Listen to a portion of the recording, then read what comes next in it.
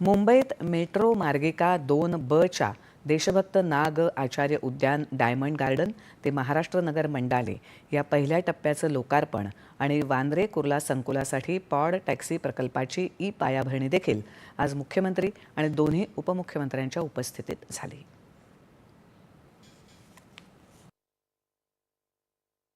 Metro मार्गिका 2 ब च्या अंदाजे 5.5 किलोमीटर लांबीच्या या पहिल्या टप्प्यात डायमंड गार्डन चेंबूर, छत्रपती शिवाजी महाराज चौक, देवनार, मानखुर्द आणि महाराष्ट्र नगर मंडाळे यासारख्या महत्त्वाच्या क्षेत्रांचा समावेश असलेल्या 5 उन्नत स्थानकांचा समावेश आहे.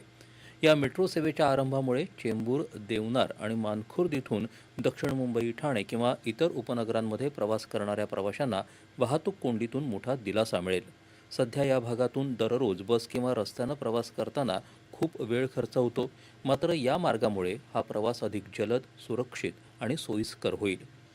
मुंबई मेट्रो लाईन 2 ब चे सर्व टप्पे पूर्ण झाल्यावर पूर्व उपनगरातील रहिवाशांना अधिक चांगली आणि जलद कनेक्टिव्हिटी मिळेल, असं मुख्यमंत्र्यांनी यावेळी सांगितलं.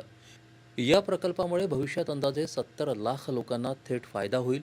या सर्व प्रकल्पांमधील सुमारे 40% काम स्वदेशी तंत्रज्ञान आणि संसाधनांचा वापर करून केलं असून हे आत्मनिर्भर भारताचं एक उत्तम उदाहरण आहे, असं ते म्हणाले.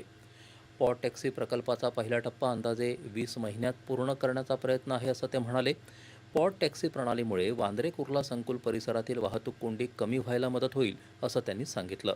हा प्रकल्प यशस्वी झाला तर भविष्यात शहराच्या इतर भागांमध्ये देखील अशी आधुनिक वाहतूक व्यवस्था राबवता येईल, असं फडणवीस म्हणाले. कुर्ला आणि वांद्रे पूर्व दरम्यान पहिल्या टप्प्यात जवळपास 3.5 किलोमीटर मार्गावर ही टॅक्सी धावेल. या मार्गावर एकूण 8 स्थानकं असतील.